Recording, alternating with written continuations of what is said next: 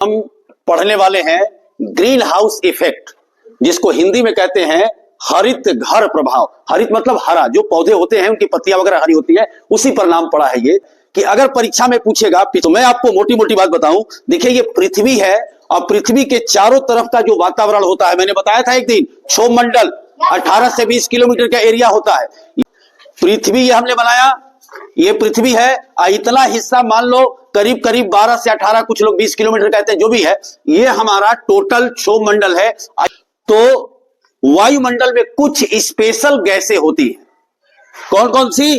तो देखिए ये गैस है, carbon dioxide, methane, nitrous oxide, hydrofluorocarbon, sulphur, perfluorocarbon, ये 6 है। इसके अलावा भी बहुत चीज है, वो ऊंची कक्षाओं के लिए है। तो तमाम ये वायुमंडल में गैसें पहले से मौजूद हैं। ये गैसें क्या करती हैं? तो सूर्य से आने वाली प्रकाश में जो गर्मी होती है, उसमें से बहुत कम मात्रा में पृथ्वी कुछ अवशोषित कर लेती है। देखो 2 को मैंने दिखाया है ना अंदर, कुछ मात्रा में, और कुछ को क्या करती है, ज्यादा से ज्यादा को पृथ्वी सतह से टकरा के, ध्यान देना यहाँ पे, देखो ये टकरा रही है और टकरा के यहां गई, वायुमंडल के बाहर नहीं गई, फिर नीचे आ गई। कई किरणें देखिए टकरा के, यानी कि वायुमंडल में ही वो गर्मी रह जाती है। यानी ये गैसें क्या करती हैं? सूर्य से आने वाली गर्मी को वायुमंडल में ही रहने देती हैं, बाहर नहीं जाने देती। इसलिए कुछ एक आध बाहर भी चली जाती है, लेकिन ज्यादा से ज्यादा रह जाती हैं और वायुमंडल का ताप बढ़ जाता है, यानी गर्मी बढ़ जाती है, जिससे हमारे पेड़ पौधे तमाम चीजों को बड़ा फायदा होता है।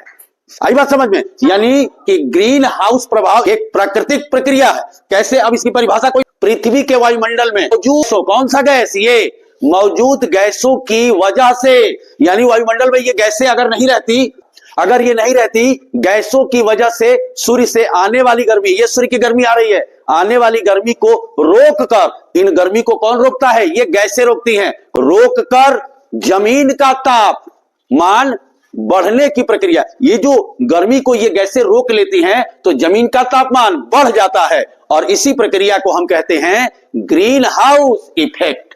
अब देखो, ग्रीन हाउस इफेक्ट तो बड़ा बढ़िया है जीवन के लिए, पेड़ पौधों के लिए, लेकिन हम इंसानों ने इतने ज्यादा मात्रा में इन गैसों का उत्सर्जन कर दिया। कैसे?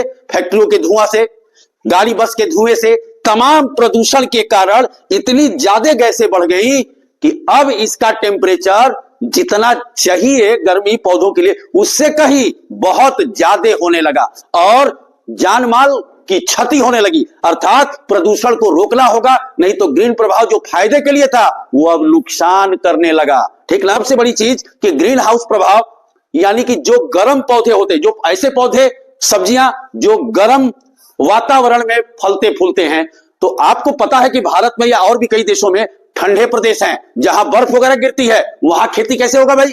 वहां तो हो नहीं पाएगा खेती। तो उसके लिए ये हमने आपको एक मॉडल बना के दिखाया। देखिए ये नीचे वाला डब्बा एक खेत है, ये हरा हरा पत्ती डाला है, और चूंकि इस पर बर्फ ना गिरे, इस पर बर्फ ना गिरे, ऊपर से देखिए ये पारदर्शी एक कवर लगा दिया गया है। पारदर्शी कवर, समझ रहे ना? ये क्या करता है? ये करता है सूर्य से आने वाली, यहां जरा देखिए, ये अगर ऐसे मान लीजिए कि कहीं उत्तराखंड में पहाड़ी इलाके पे लगा दिया, सूर्य से आने वाली गर्मी इसमें जब जाएगी तो अंदर गर्मी तो पहुंच गई, अब वो गर्मी इस पारदर्शी माध्यम के कारण बाहर नहीं जा पाता, बाहर वो नहीं जाएगा। यानी ग्रीन हाउस प्रभाव इसी को कहते हैं, क्योंकि ऊपर से ये पारदर्शी है और नीचे हरे हरे पेड़ है, तो ये ग्रीन, हरे के कारण ग्रीन, ठीक ना? हरे रंग का एक घर है जो बहुत जरूरी है गर्म पौधों से सब्जियां निकालने के लिए। आई बात समझ में? यानी ठंडे प्रदेशों में इसी तरीके की खेती होती है। यहां मैंने मॉडल बनाया है, देखिए कि ये खेती है, ऊपर से ऐसे